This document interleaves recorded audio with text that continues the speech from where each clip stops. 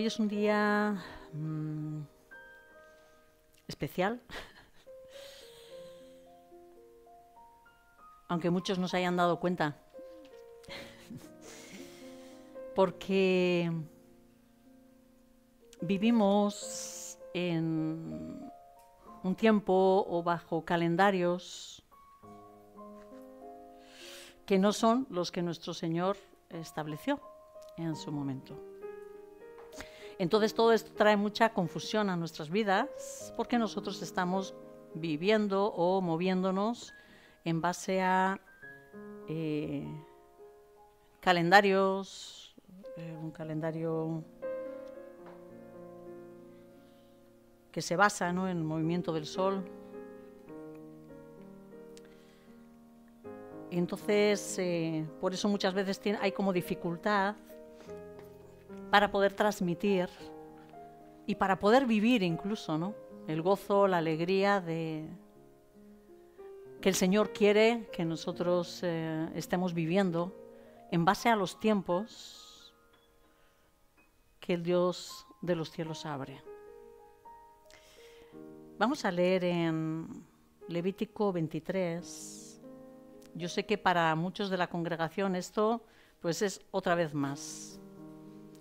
Pero sé, como bien dice mi marido, las repeticiones no, no vienen nunca mal para traernos luz e incluso para llegar a interiorizar las cosas que hemos visto, pero bien, si las volvemos a ver, aparte de que son abundantes y profundas, ¿verdad? En Levítico 23 voy a leer solamente los 2 primeros versículos y dice así: Habló el Señor a Moisés diciendo: Habla a los hijos de Israel y diles: las fiestas señaladas del Señor, que vosotros habréis de proclamar como santas convocaciones, son estas. Y nos va a dar toda una serie de tiempos, de fiestas, donde el Señor quería tener encuentros especiales con su pueblo. Pero eran tiempos de encuentro donde el cielo, voy a decir así, se abría para distintos acontecimientos. Había cosas distintas para reflexionar, ¿sí?, distintas a tener en cuenta, distintas para vivir. Claro, esto es lo que nos ocurre con las traducciones, ¿verdad? Que se nos van quizás las palabras que son originales y la profundidad que ellas contienen, ¿sí? ¿Por qué lo digo?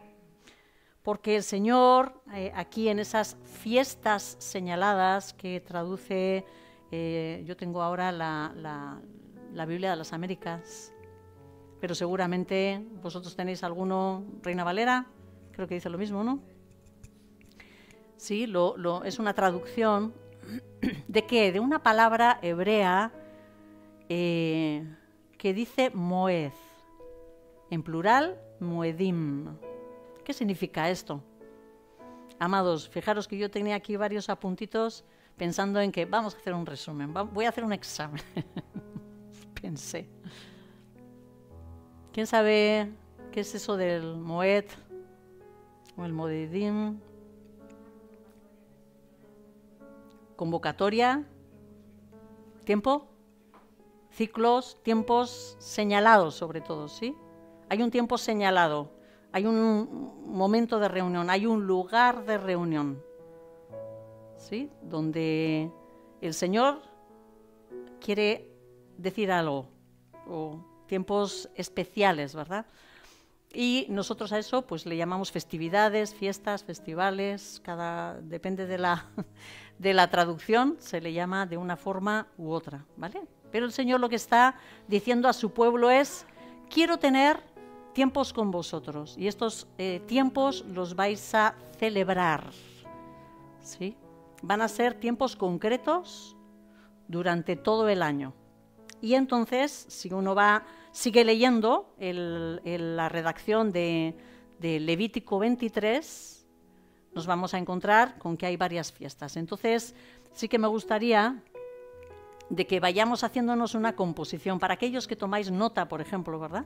Pues algo como pudiera ser un resumen. La primera fiesta que tenemos, si alguno habéis seguido para adelante con el siguiente versículo. ¿Cuál es la siguiente fiesta que nos habla? La primera. Día de reposo, Pascua. No, el día de reposo es lo siguiente que nos habla, ¿vale? 6 días se trabajará, pero el séptimo día será día completo de reposo. ¿Cómo se dice eso en hebreo? Shabbat. ¿Sí? Día de reposo. Día de reposo. Esto, amados, no podemos decir que no sabemos lo que significa.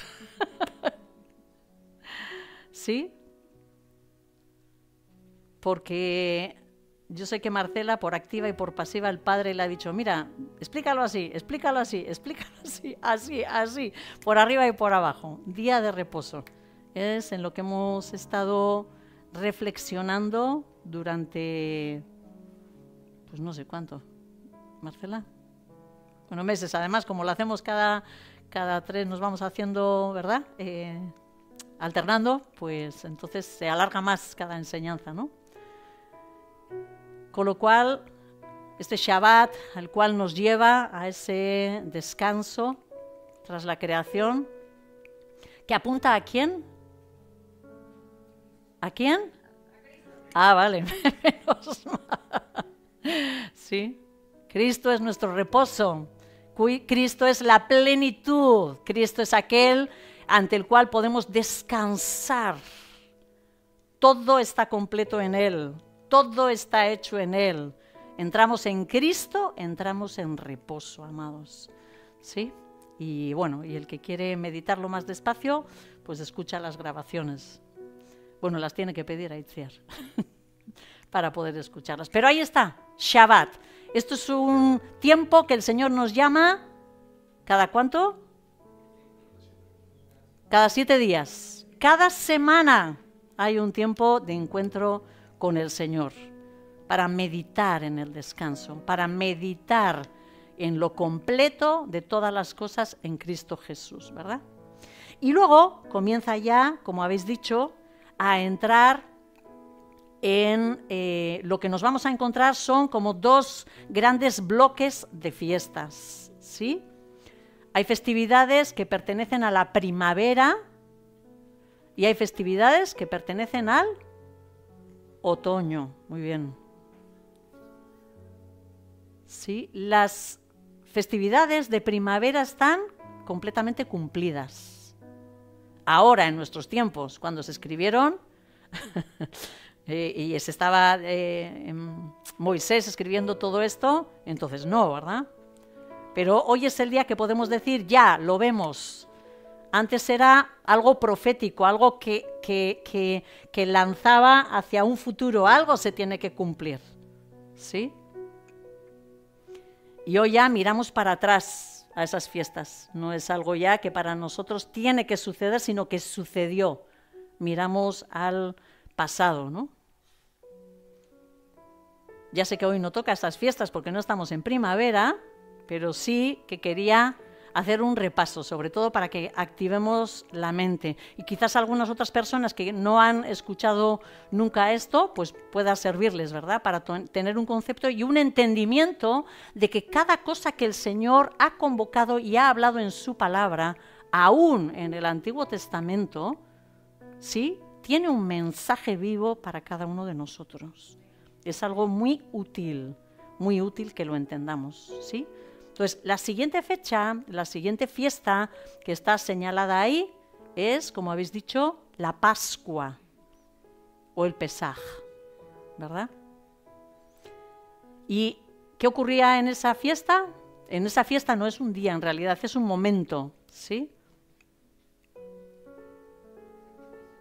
Hay un sacrificio del Cordero, ¿sí? Ahí está la muerte del Corderito, aquel que vino a entregarse, ¿sí? Esa es la Pascua, el momento de sacrificio del Cordero, ¿sí? Aquel que murió, ¿verdad?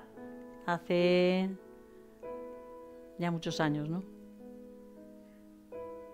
La siguiente fiesta, ¿cuál es? La siguiente fiesta de primavera.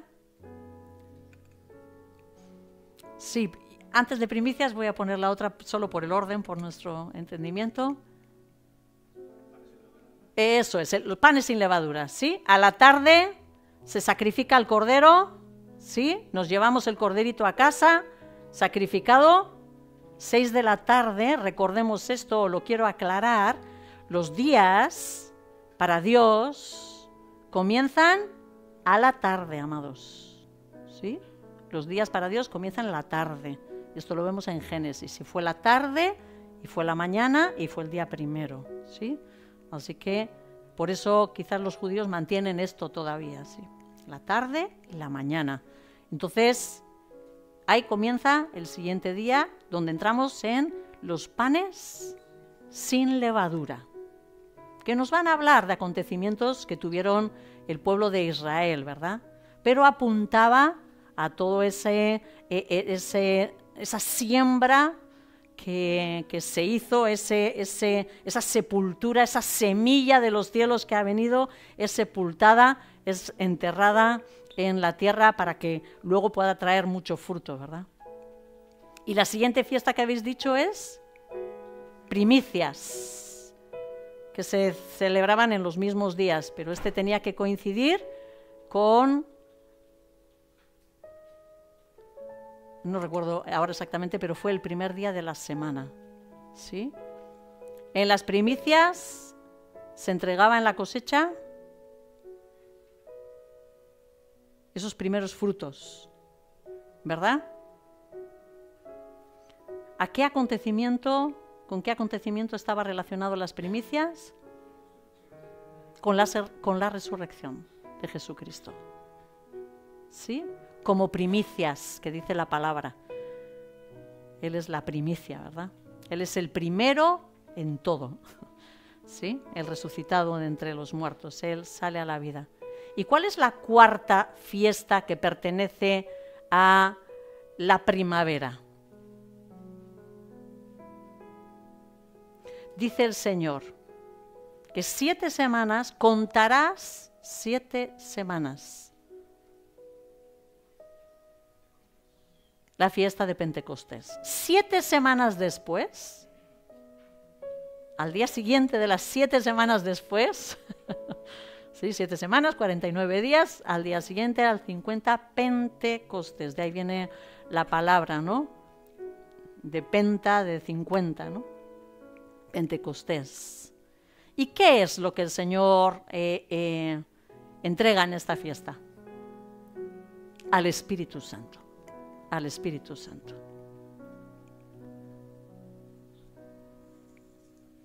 Así que esas son las 4 fiestas de primavera. Y podemos decir que ha chutado una. Solo quería palabras. Claro, solo quería poner fiesta de primavera, Pesaj. ¿Sí? Pascua, panes sin levadura. Sí, en plan así, sencillo. Bueno. Ya, la redacción la toman ellos en el cuadernito. Arca tú. Esto es improvisado. Y luego, si seguimos, en el capítulo 23, vamos a entrar en las fiestas que hemos dicho, la siguiente parte, la de otoño. Y aquí hay, ¿cuántas son, amados? 3. Así que, ¿cuántos son los tiempos que el Señor declara para todo el año? 7, ¿sí? 4 de primavera y 3 en otoño, ¿sí? El día 1 del séptimo mes del calendario de Dios, el día 1 de ese séptimo mes es un día que se llama Yom, eso significa Teruá. Yom Teruá o Día de las Trompetas. Yom es día, ¿vale? En hebreo. Yom Teruá. Y Teruá es algo que suena, algo que clama, ¿sí? Que hace llamado, ¿verdad? Yom Teruá o lo que la palabra suele traducir como Día de las Trompetas. Y esto ha sido hace poquito, ¿eh? Así fue el... Sí, no me acuerdo.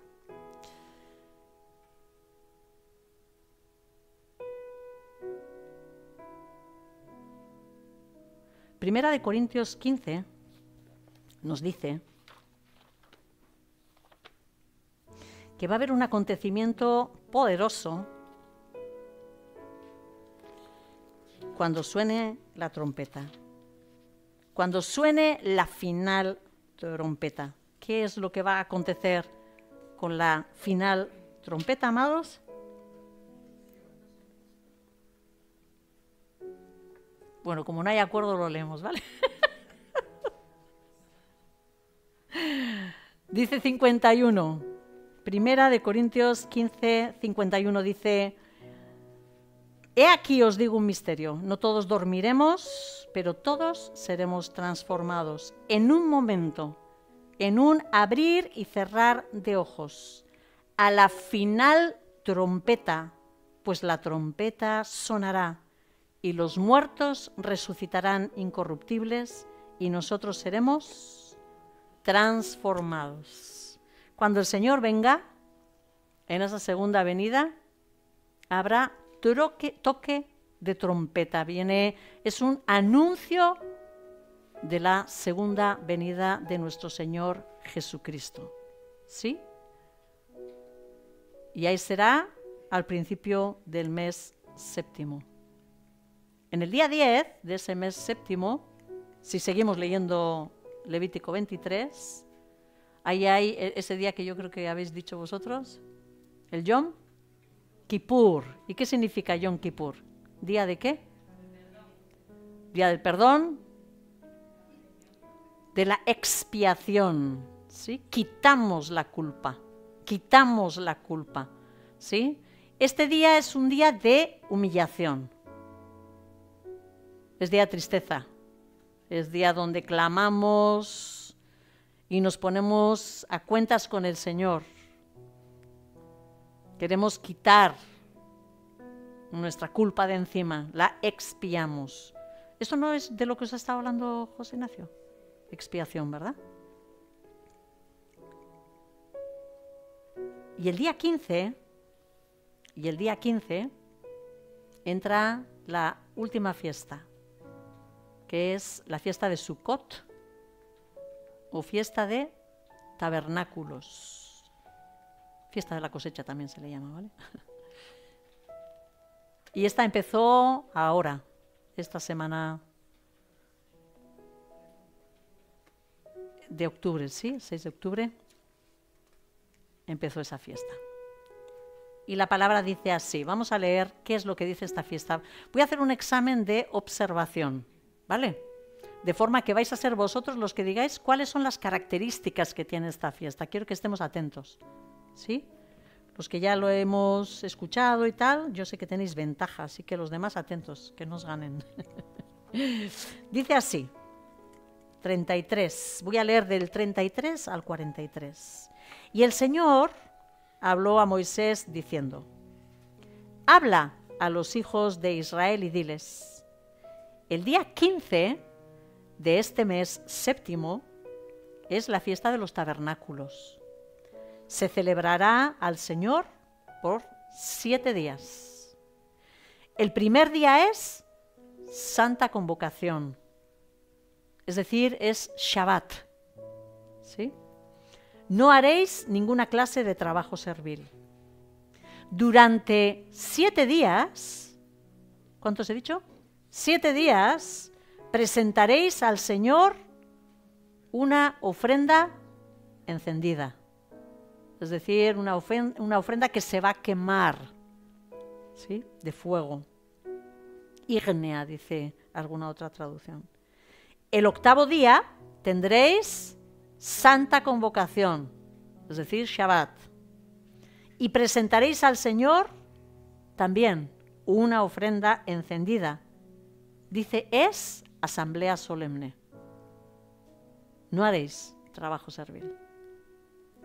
Estas son las fiestas señaladas del Señor que proclamaréis como santas convocaciones, para presentar ofrendas encendidas al Señor, holocaustos y ofrendas de cereal. Fijaros que aquí hay de todo tipo de ofrendas, ¿vale? Porque se van a entregar, lo llama como ofrendas encendidas, llama holocaustos, donde también se quema todo el animal, ofrendas de cereal, sacrificios y libaciones, va a haber derramamientos de agua, derramamiento de vino, cada asunto en su propio día. Las cosas están establecidas, ¿verdad? Además de las ofrendas de los días de reposo del Señor. Es decir, que el día que en realidad por calendario tocaba Shabbat, también se mantiene. ¿Se entiende esto? El día que era sábado, y a ese sábado se le añadía estos otros Shabbat o sábados, ¿vale? Primero y último de la fiesta. Y además de vuestros votos y ofrendas voluntarias que deis al Señor. El día 15 del mes séptimo, cuando hayáis recogido el fruto de la tierra, celebraréis la fiesta del Señor por 7 días, con reposo en el primer día y reposo en el octavo. Y el primer día tomaréis para vosotros frutos de árboles hermosos, hojas de palmera y ramas de árboles frondosos y sauces de río, y os alegraréis delante del Señor vuestro Dios por 7 días. Así la celebraréis como fiesta al Señor por 7 días en el año. Será estatuto perpetuo para todas vuestras generaciones. La celebraréis en el séptimo mes. Y habitaréis en tabernáculos, Sucot. Por 7 días, todo nativo de Israel vivirá en Sucot. Para que vuestras generaciones sepan que yo hice habitar en Sucot a los hijos de Israel cuando los saqué de la tierra de Egipto. Yo soy el Señor, vuestro Dios. Ahora contarme. ¿Con qué detalles os habéis quedado de esta fiesta? ¿En qué consiste esta fiesta? Venga. Mira, Esli hacía así que estiraba la mano. Se ofrece voluntaria para empezar. Venga. ¿Algún detalle con el que os habéis quedado?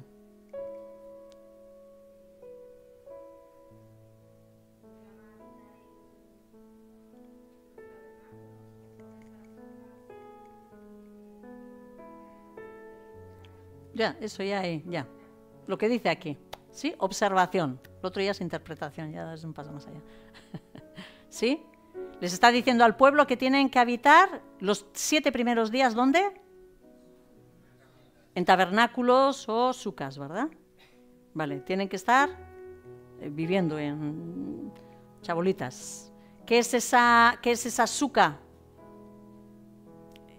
La palabra suca aparece cuando Jacob tiene esa reconciliación, ese tiempo de reconciliación con su hermano Esaú, y ya se va a sentar en un lugar y dice que establece sucas para sus animales, para su ganado, ¿sí? Y a la tierra le llamó así, con ese nombre, Sucot, ¿sí? Así que ese Sucot son chabolas, digamos, para guardar animales o, curiosamente, en ese tipo de chabolitas es en los que el Señor les hizo habitar a su pueblo. ¿Cuándo? En el desierto. ¿Cuántos años estuvieron en el desierto este pueblo? 40 años, amados. 40 años viviendo en Sucot. ¿Sí? En esas suquitas, ¿sí? Cada uno montaría la suya. Yo eso ya no sé cómo se hacía, ¿verdad? Pero sí, palos, palmeras, palmas, exactamente, ramas, sí, cubrían todo eso y ahí vivían. ¿Qué más? ¿Qué de especial tiene esta? Está hecha de árboles hermosos y frondosos. ¿Qué es lo que pide en la fiesta? No, que se tomen frutos y que se traigan ramas de este tipo de árboles, ¿verdad? de arroyos, de árboles que están cerca de los ríos, árboles frondosos, árboles frutales, ¿sí? Se trae todo esto, frutos. ¿Qué más? ¿Cuántos días dura la fiesta? 7 u 8. Es curioso, porque en esta fiesta es para confusión, ¿eh? O sea, quiero decir que se puede uno confundir, porque dice 7 días dura la fiesta y 1 octavo, ¿verdad? Pues son 7 más 1 final, que es un día especial también, que también apunta a lo suyo, ¿verdad? Hoy no vamos a entrar en eso, pero hay mucho tomate en todo esto, ¿sí?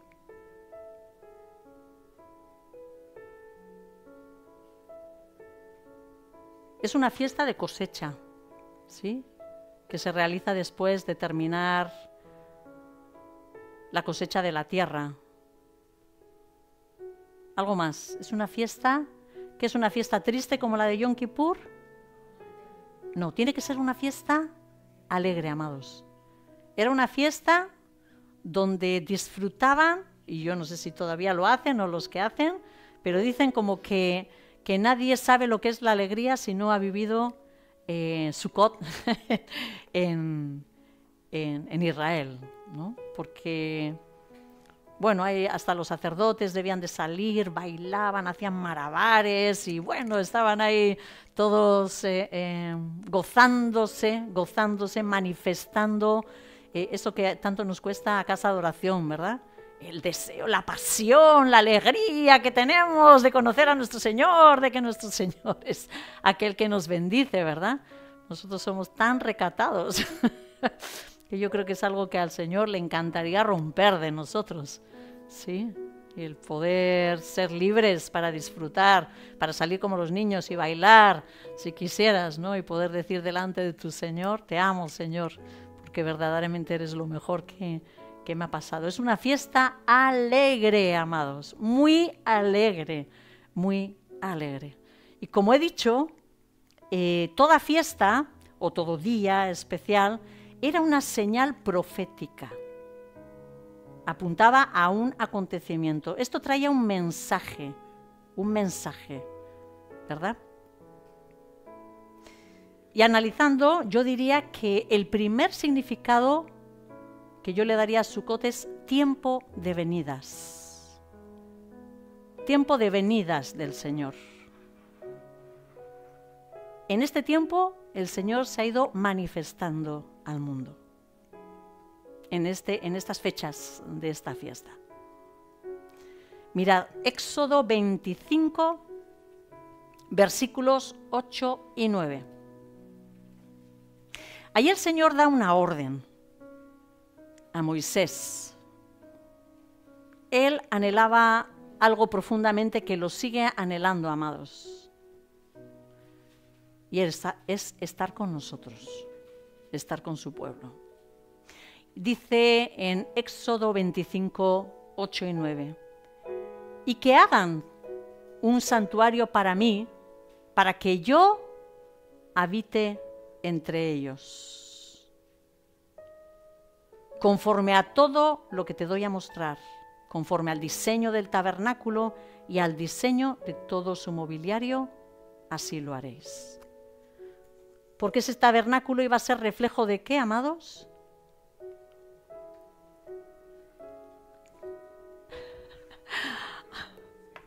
¿De qué? Del cielo. ¿Sí? Del tabernáculo que está en el cielo. ¿Sí? Era un reflejo de lo que está en el cielo. Efectivamente, Moisés subió en varias ocasiones al monte Horeb. ¿Os habéis dado cuenta alguna vez cuando uno está leyendo en Éxodo el lío que uno se arma y dice, ¿pero dónde está Moisés? ¿Está arriba, está abajo? ¿Qué está pasando? ¿Dónde anda este hombre? Que se pierde por ahí 40 días, de repente tira las tablas, luego aparece otra con otras tablas, en fin, esto es un poco lío. ¿Por qué? Porque Moisés tiene que hacer varias subidas al monte, ¿sí? En la primera, cuando bajó, aquello fue muy fuerte para Moisés. Tal era el cabreo que llevaba este hombre, ¿verdad? ¿Qué hizo? Rompió las tablas, indignado de cómo estaba el pueblo, ¿verdad? Mirad, os cuento, según la tradición, la segunda vez que Moisés subió nuevamente al monte, lo hizo en el mes sexto, ¿sí? ¿Cuántos días estuvo Moisés en el monte para recibir otra vez la palabra, las tablas y todo eso? 40 días y 40 noches. Así que, si él subió en el mes sexto, él regresó en el séptimo, en el día 10, ¿sí? Y dice que en este día, que es Yom Kippur, como que él viene y trae las tablas de la ley, ¿no? Y en los siguientes días, dice la tradición, que Moisés comenzó la recolección de las ofrendas del pueblo, esta parte que estábamos leyendo, ¿no? Justo en esos versículos anteriores lo que está diciendo es que empieza a recoger todo lo necesario para poder montar el tabernáculo para el Señor, ¿no? Y dice que en el día 15, es decir, cuando empieza esta fiesta, comenzó la construcción de lo que nosotros hemos conocido como el tabernáculo, ¿sí? Día que posteriormente el Señor mandó que se celebrara esta fiesta de los tabernáculos. Así que Dios, en medio de su pueblo, manifestado en una tienda, en un gran Sukkot, voy a decir, ¿sí? En un templo, en un tabernáculo, ¿sí? Ese fue en estas fechas, ¿vale? Pero hubo otro acontecimiento que a nosotros nos atañe también mucho. Y aquí sí voy a leer la versión de la Biblia textual. Juan, capítulo 1, versículo 14. ¿Por qué lo hago así? Porque es evidente la traducción. Porque dice, Juan 1, 14 dice, y el Logos se hizo carne y tabernaculizó entre nosotros.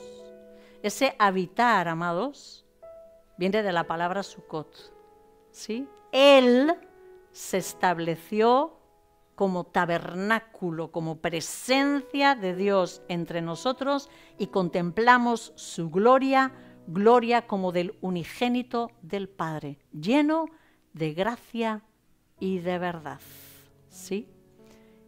El Dios hecho hombre, el Dios que habita entre nosotros, ese vino y se estableció en este tiempo, ¿no? ¿Os acordáis cuál era el nombre que el ángel Gabriel le dijo a María que pusiese a su hijo? Emmanuel, que significa Dios con nosotros, ¿sí? Lo mismo que el tabernáculo es Dios con nosotros. Y esto es lo que Jesucristo hace. Viene la gloria de Dios en la persona de Cristo Jesús y se establece entre nosotros, entre los hombres, ¿no? Entre los hombres. Emmanuel, Dios con nosotros. El siguiente tabernáculo sería Él, ¿verdad? Viviente, ¿sí? ¿Qué suele ocurrir? Que normalmente, en general, en el mundo se ha extendido una fecha para celebrar esa venida de Jesús. ¿Qué día es? El 25 de diciembre, ¿verdad? Pero el 25 de diciembre, en aquel entonces, cuando esa fecha se estableció, ¿sabéis qué festividad era? ¿A quién se le adoraba en ese entonces? Al sol, ¿sí? Ese es el día de la fiesta del sol. Y es por eso que el emperador que había entonces, que tuvo mucha influencia en la iglesia cristiana, ¿sí? Propuso como día para celebrarlo a Jesucristo, la venida de Jesucristo, 25 de diciembre, ¿sí? Pero no era la fecha correspondiente, sino la de o como le llamaban ellos, al sol invictus. Entonces, ¿cómo podemos saber nosotros si Jesucristo nació en estas fechas o no? Y esto es algo que hemos explicado varias veces, pero voy a volver a hacerlo, ¿vale, amados? Por amor a todos. Una para poder traer luz, ¿sí? Y otra para que otros que quizás no lo han escuchado nunca lo puedan escuchar, ¿sí? Hay un dato muy interesante en la palabra, y vámonos a Lucas capítulo 1, donde se nos da una pista para poder seguir la fecha del nacimiento, ¿no?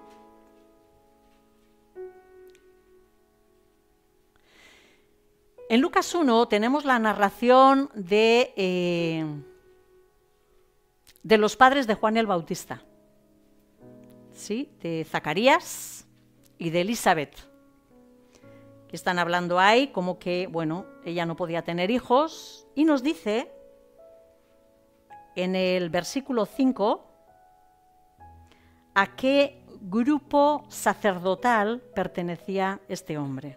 Y nos dice así: hubo en los días de Herodes, rey de Judea, cierto sacerdote llamado Zacarías, del grupo de Abías, que tenía por mujer una de las hijas de Aarón, que es Elizabeth, ¿vale? Entonces, ¿qué es eso del grupo de Abías? Resulta que cuando David vivía, él organizó el templo y él organizó lo que era el servicio sacerdotal. ¿Qué hizo él?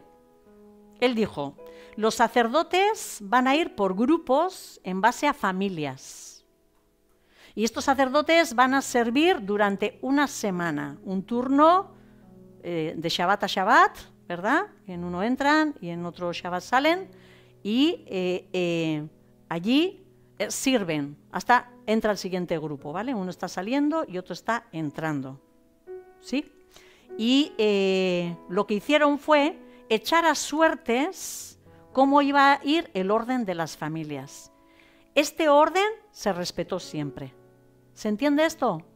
¿Sí? No todos los sacerdotes trabajaban allí en el templo cuando bien se les venía, ¿vale? Sino que esto era algo que estaba establecido, ¿sí? Y lo ordenó en concreto David. Vámonos a Primero de Crónicas, primer libro de Crónicas. Primero de Crónicas, capítulo 24. Y ahí vamos a ver cómo se echa suertes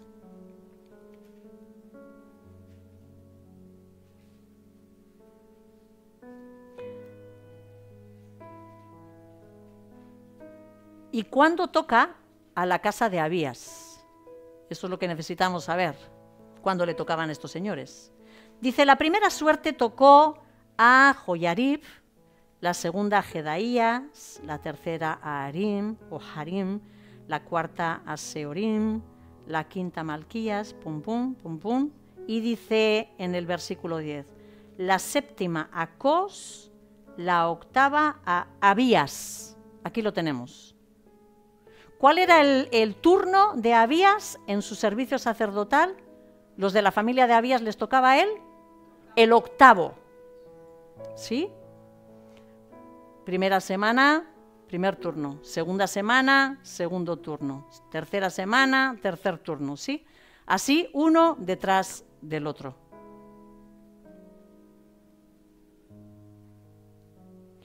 El comienzo de los turnos era a principios de año. ¿Quién se acuerda cuándo era principios de año? Según el Señor, según la palabra.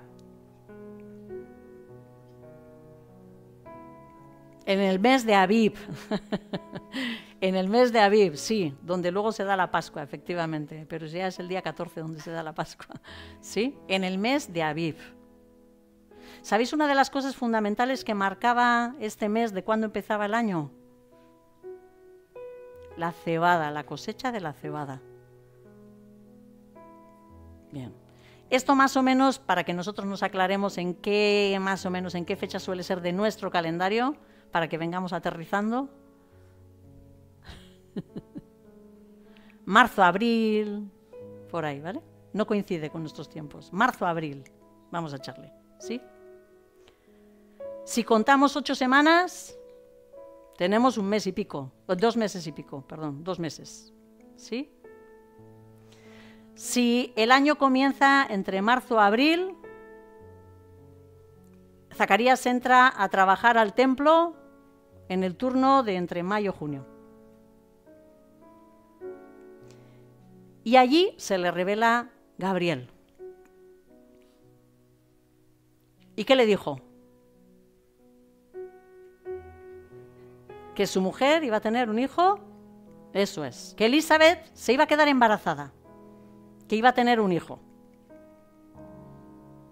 Bueno, este señor trabajó su semana, no se podía ir antes, aunque tenía ganas, me imagino, pero se aguantó la semana allí, un poco frustrado también, porque ¿os acordáis qué le pasó a Zacarías?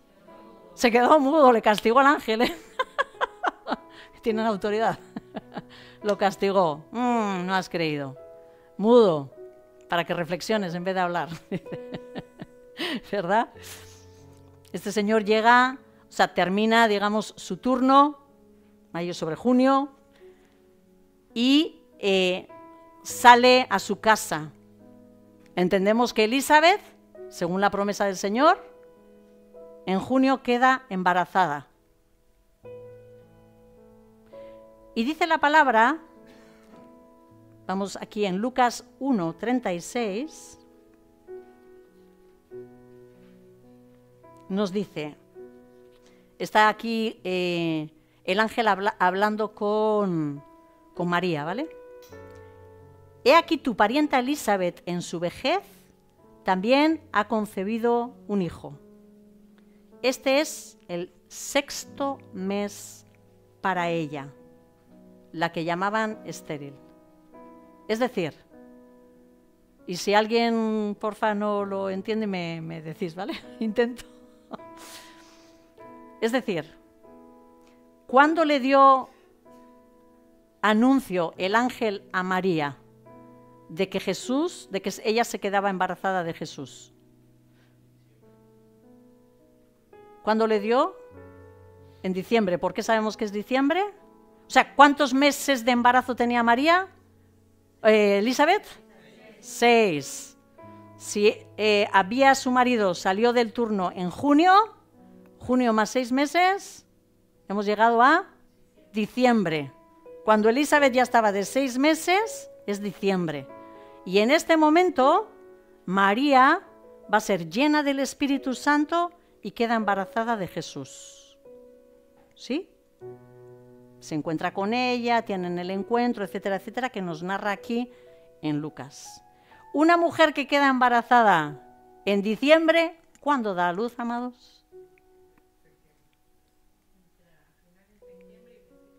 Septiembre, ¿sí? Hay como los meses que los tenemos aquí metidos a nuestra forma, nos es difícil, ¿verdad? El poder hacer movimientos, ¿verdad? ¿Sí? ¿Se entiende esto? ¿Sí? En base a lo que nos está diciendo la palabra por los turnos de los sacerdotes y por esta fecha que le está diciendo el ángel a María, le está diciendo, vete a ver a tu prima porque ya tiene 6 meses de embarazo. Entonces, María queda embarazada a los 6 meses de embarazo de Juan. O sea, de esta mujer que queda, de Juan el Bautista, o sea, embarazada de Juan el Bautista. ¿Sí? Con lo cual, Jesús nace justo en esta época, en la época de la fiesta de Sukkot. Tiempo de venidas del Señor. ¿Sí? Hay un versículo que dice en Ageo, una profecía, palabra que el Señor dio a través del profeta Ageo, que dice en Ageo 2, versículo 7, mira, aquí tenemos, ¿no? Al bebé entre nosotros, dice. Y dice, Ageo 2:7 dice, y haré temblar a todas las naciones, y vendrá el deseado de todas las naciones y llenaré de gloria esta casa. Y entendemos que esta profecía se cumplió en esa venida de Jesús y quizás vuelva a manifestarse en gloria en esa segunda venida, ¿verdad? Pero, amados, el sacrificio de nuestro Señor Jesucristo, ese fue suficiente para redimir a todos los pueblos. Él es el deseado de las naciones. Jesucristo es el Mesías, el escogido, el ungido, ¿sí? Aquel que todas las naciones esperaban para poder tener la paz, para poder estar satisfechas, para poder tener lo necesario, para tener la prosperidad, para poder tener el bien, ¿sí? Y curiosamente en esta fiesta hay un detalle que, bueno, uno tiene que leer Deuteronomio, ¿vale? Y ahondar más en la fiesta. En esta fiesta, curiosamente, hay una serie de sacrificios que se realizan y entre todos los días uno va contando los becerros que se sacrifican y se sacrifican 70 becerros en su totalidad. El primer día 13, el segundo 12, el tercero 11, así va, ¿vale? Va como bajando, y el último, el octavo día, 1. ¿Sí? Uno suma todo eso y se sacrifican 70 becerros, ¿sí? Profetizando así lo que es el sacrificio a favor de las naciones en la tierra. Porque ¿sabéis cuántas naciones salieron de Noé según la palabra? 70 naciones. ¿Sí? En Noé, en el capítulo 10, ahí vemos la distribución de los mismos, ¿no? De cómo los hijos de Noé se empiezan a extender por el mundo y en la palabra siempre se dice que hay 70 naciones. 70 naciones desde el cielo. Que ahora ya que nosotros como hemos puesto las barreras, eso ya es otro cantar. Pero como lo describe el cielo, es así, 70 naciones, ¿sí? Y en esta fiesta, precisamente, se celebra esa venida del deseado a las naciones, ¿no? Ageo dice que la gloria de la segunda casa sería mayor que de la primera. La primera es ese tabernáculo, ese templo por el que lloraban, ¿verdad? La segunda casa se creó a través de Jesucristo. ¿Quién es el templo en este momento que el Señor habita? Nosotros. Y ese tiene mucha más gloria que ese primer templo, ¿verdad? Nosotros, su iglesia, el lugar donde el Señor ha determinado habitar en nosotros. Jesús no solo está con nosotros, sino está en nosotros. Así dice la palabra, el Espíritu Santo habita en nosotros. ¿Sí? Y cómo no, otra de las venidas, otra de los significados a los que apunta proféticamente esta fiesta es la segunda venida de nuestro Señor Jesucristo, ¿verdad? Que esa está sin cumplirse, ¿sí? Solo por aclarar, además de las venidas, ya lo siento por aquellos que dicen, espérate que me estoy perdiendo tanta información, para arriba, para abajo, Antiguo Testamento, nos vamos para aquí, para allá. Esta era una fiesta de cosecha, ¿sí? Y estoy pensando en los eventos proféticos, cosas que ya están declaradas, que van a ocurrir o que han ocurrido, ¿sí? En esta fecha se celebra la recolección de la cosecha final del año. Y es una fiesta en la que también se siembra la cebada que se recogerá en marzo, en el tiempo de Pesaj, ¿vale? O sea que todo está como conectado, ¿vale? Aquí se siembra la última cosecha que va a empezar, indicando cuándo empieza el año. Dios es un Dios de conexiones, ¿verdad? Maravillosas conexiones. Cuando uno se pone a mirar y a intentar entender las cosas que dice la palabra, es algo tan bonito, tan curioso, cómo todo está conectado, ¿no? ¿A qué acontecimiento creéis vosotros que podría estar apuntando esta fiesta con respecto a la cosecha? ¿Alguno que haya leído la palabra?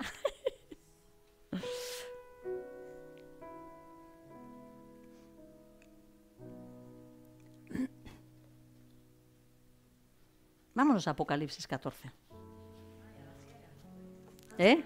Ay, ay, ay. Apocalipsis 14, versículo 14 también. Vamos a leer hasta el 20, ¿vale? Y miré, y he aquí una nube blanca, y sentado en la nube estaba uno semejante al Hijo del Hombre, que tenía en la cabeza una corona de oro, y en la mano una hoz afilada. Entonces salió del templo otro ángel clamando a gran voz al que estaba sentado en la nube: mete tu hoz y siega, porque la hora de segar ha llegado, pues la mies de la tierra está madura. Y el que estaba sentado en la nube blandió su hoz sobre la tierra, y la tierra fue segada. Si fue segada, lo que recogía era trigo, ¿verdad?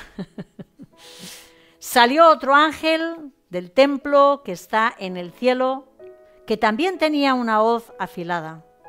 El otro ángel, el que tiene poder sobre el fuego, salió del altar. El que tiene poder sobre el fuego, o sea que hay ángeles que tienen poder sobre el fuego, otros que tienen poder sobre las aguas, sobre los vientos, etcétera, etcétera, ¿vale? Los ángeles están completamente relacionados con nosotros y con la naturaleza, amados.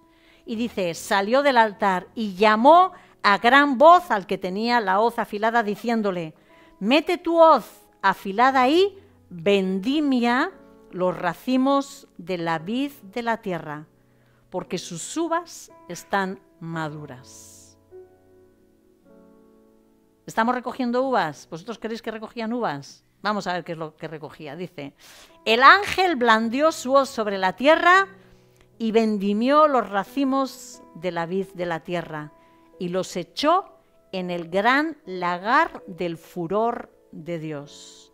Y el lagar fue pisado fuera de la ciudad, y del lagar salió sangre que subió hasta los frenos de los caballos por una distancia como de 320 kilómetros. Juicio, amados. La gran cosecha. Uno se va o al granero u otros se van al lagar para ser pisados. ¿Sí? Habla de dos tipos de cosechas. O al granero o al lagar para ser pisados. Efectivamente, esta fiesta, esta festividad de Sukkot nos habla también de final de cosecha.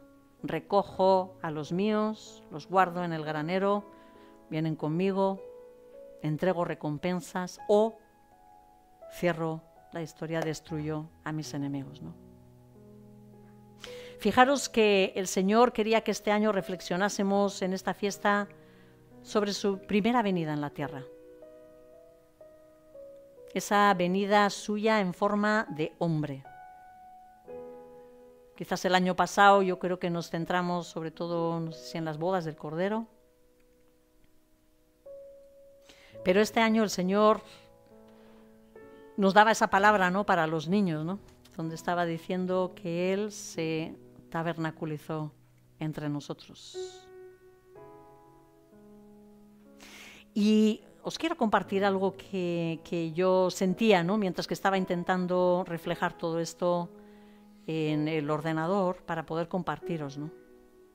Yo decía, Señor, esta fiesta hay que vivirla con alegría. Y había una lucha en mi corazón, ¿no?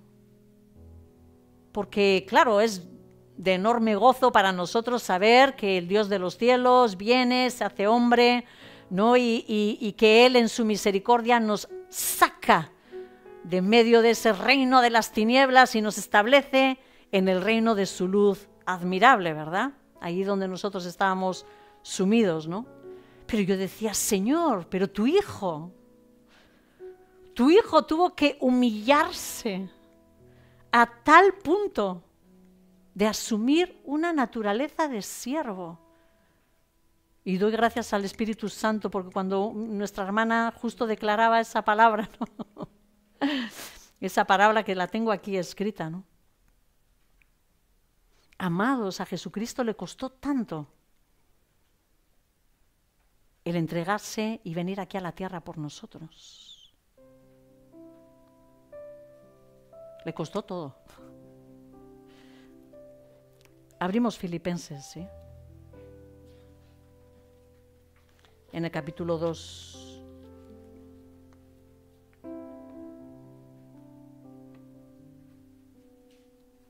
Y dice el versículo 6, el cual, hablando de Cristo Jesús, aunque existía en forma de Dios, no consideró el ser igual a Dios como algo a que aferrarse, sino que se despojó a sí mismo, tomando forma de siervo, haciéndose semejante a los hombres.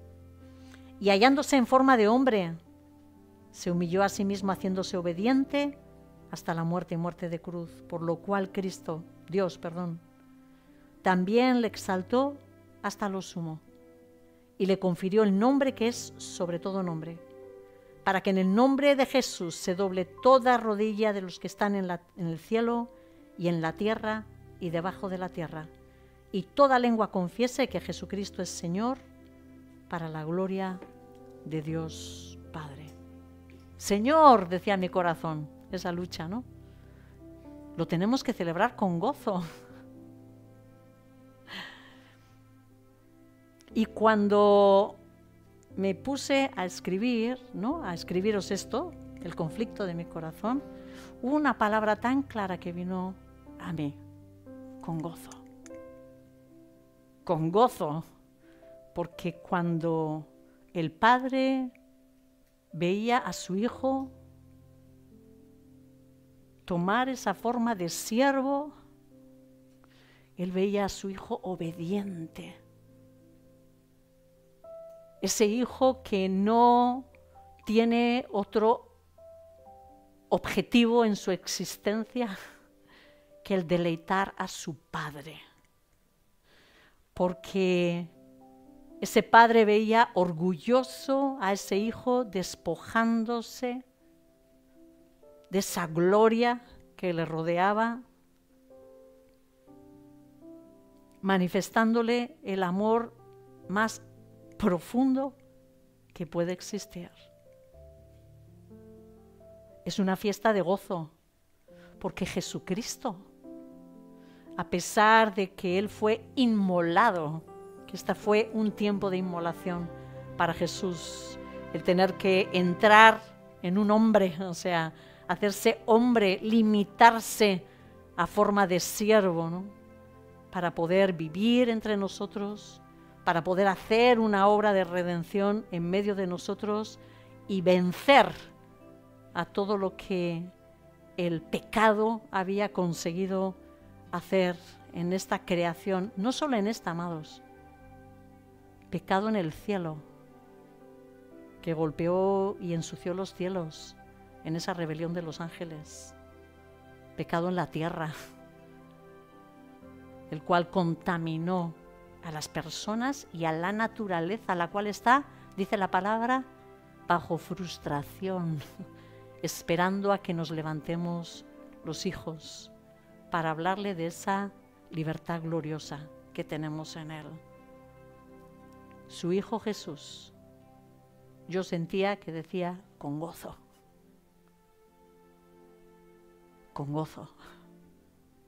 porque Él sabía que iba a cumplir el deseo más profundo de su Padre, que es reunir nuevamente todas las cosas, todo lo que el pecado había golpeado y deshecho y destruido, volver a reunirlo otra vez en Cristo Jesús, para entregárselo al Padre. Con gozo. Con gozo. Me quedó muy claro de que es con gozo. Amados, y ahí me quedé, ¿no? Reflexionando casi, más que en lo demás, en todo esto, ¿no? Que seamos capaces de bendecir esta venida, pero que tomemos como ejemplo la actitud de Jesucristo, dispuesto a todo. Me daba cuenta de que la forma más preciosa de decir que amamos es teniendo la capacidad de sufrir con gozo para entregarnos.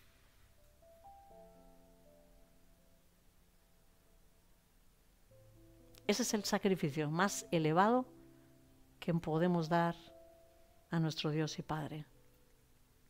Disponernos a renunciar a nuestros deseos, disponernos a sufrir todo lo que sea necesario para que su voluntad se cumpla en nuestra vida y en todo aquello que nos rodea. Su reino por encima de nosotros mismos. Ese es el amor que el Señor quiere que tengamos.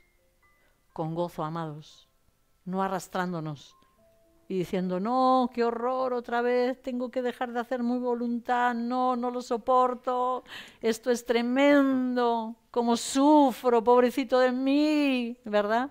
Qué mal estoy, ¿por qué, amada? Ay, ¿por qué otra vez he tenido que renunciar a ver la tele, esa película que tanto, no la serie, perdón, la serie que tanto deseaba, que estaba justo en el momento clave, ¿verdad?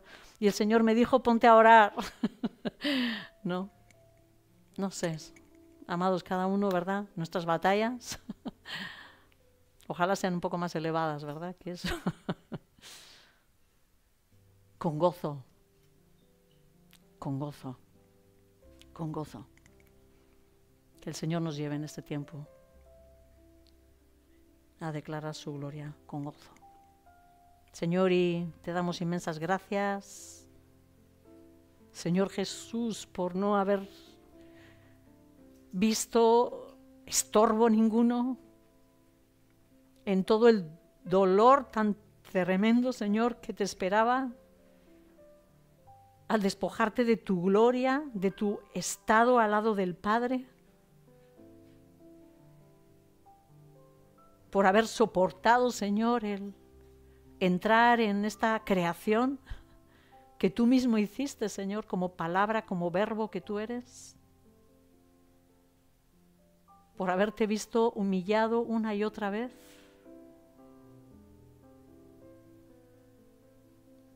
y acabar en esa cruz. Gracias, Jesús. Gracias, Jesús. Gracias, Jesús. Gracias, Jesús, porque no miraste ni pensaste en ti mismo, porque a pesar de que tu cuerpo, tu alma te decía que no quería tomar esa copa, no hiciste tu voluntad sino la de tu Padre. Gracias, Jesús. Gracias, Señor. Nuestras almas, toda esta naturaleza, Señor, que va a ser liberada, que está siendo liberada, te damos las gracias, Señor. Todo ese cosmos te da las gracias, Señor, porque fuiste obediente hasta el final. Gracias, Jesús. Gracias, Jesús. Gracias, Jesús. Gracias por haber venido en medio de nosotros. Gracias, Señor. Gracias, Señor. Gracias, Señor.